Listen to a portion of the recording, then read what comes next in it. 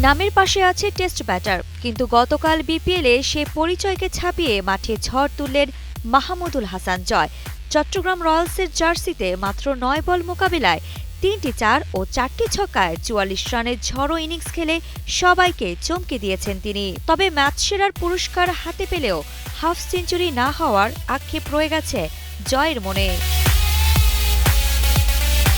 Match পরবর্তী সংবাদ সম্মেলনে সে নিজের ব্যাটিং পরিকল্পনা নিয়ে জয় বলেন, আসলে আমি যখন ব্যাটিংয়ে যাই মনে হয়েছে ভালো উইকেট মারলে হয়তোবা লাগবে, চেষ্টা করেছি খারাপ বলে শট খেলার, যেভাবে চেয়েছি হয়ে গেছে। টি-20 ক্রিকেটেও নিজেকে প্রমাণ করার তাগিদ রয়েছে জয়ের। তিনি বলেন, চেষ্টা তো থাকবেই পেশাদার ক্রিকেটার হিসেবে সব জায়গায় খেলার। এখন বিপিএল চলছে, চেষ্টা করছি ভালো করার, মাঝে মধ্যে নির্দিষ্টভাবে কাজ করা হয়। এনসিএল টি-20তে ভালো গিয়েছে, চেষ্টা করছি ফ্লো ধরে রাখার। হ্যাঁ, 50 না পাওয়ার আক্ষেপ আছে, অনেক ভালো উইকেট ছিল, যদি ইনিংসটা বড় হতো আমার এবং দলের জন্য ভালো হতো, হয়তো 200+ হয়ে যেতে পারত।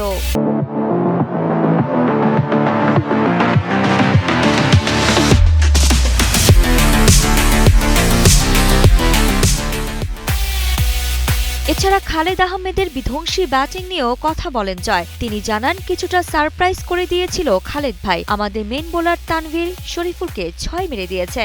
একটু তো সারপ্রাইজ হয়ে গিয়েছিলাম, অতটা চাপ ফিল হয়নি। তানভীর আমাদের প্রমাণিত বোলার, বিপিএলে সেরা পারফর্মারদের মধ্যে একজন।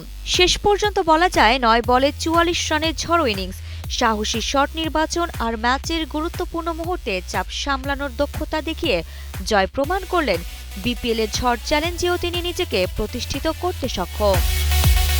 তার এই পারফরম্যান্স কেবল চট্টগ্রাম রয়্যালসকে জয়ের কাছে পৌঁছায়নি, ভবিষ্যতের বড় ইনিংসের সম্ভাবনার এক উচ্চ লিঙ্গিত হয়ে থাকবে।